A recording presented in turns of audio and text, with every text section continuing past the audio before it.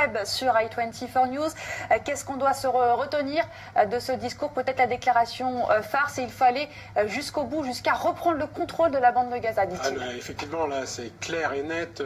Le ministre des Affaires étrangères a appelé à prendre le contrôle total de la bande de Gaza. Il dit nous devons prendre une décision claire et nette, plus de tergiversation. Il pousse un peu, d'une certaine manière, il pousse Netanyahou dans ses retranchements. Il est bien obligé de continuer à, toujours comme je le disais auparavant, à voguer sur la frustration des populations du Sud qui, naturellement, on peut les comprendre, non seulement depuis 8 jours, reçoivent des requêtes, mais depuis toujours, ça n'a jamais cessé. Donc c'est toujours le même créneau. Donc il est effectivement dans un discours très dur. Il dit on est capable d'extirper le Hamas de la bande de Gaza.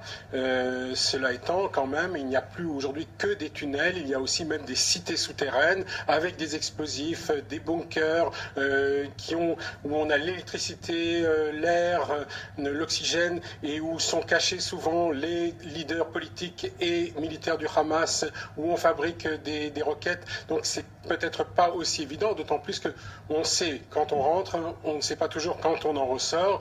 Donc peut-être que les décisions sont pas aussi faciles à prendre. D'ailleurs, est-ce que Netanyahou a tout intérêt à aller dans cette voie? Parce que en rentrant dans la bande de Gaza, en ayant éventuellement, avec l'armée, a certainement la capacité de détruire la plupart des infrastructures du Hamas, mais qui viendra à la place? Soit une organisation encore plus radicale, par exemple le djihad, ou alors peut-être l'autorité palestinienne qui reprendra le contrôle de la bande de Gaza.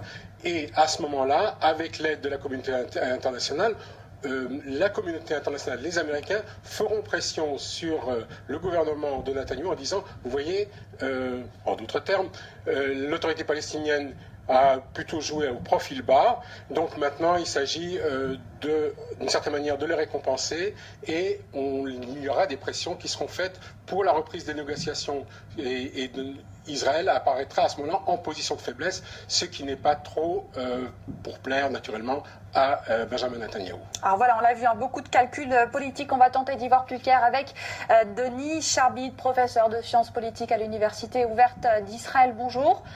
Bonjour.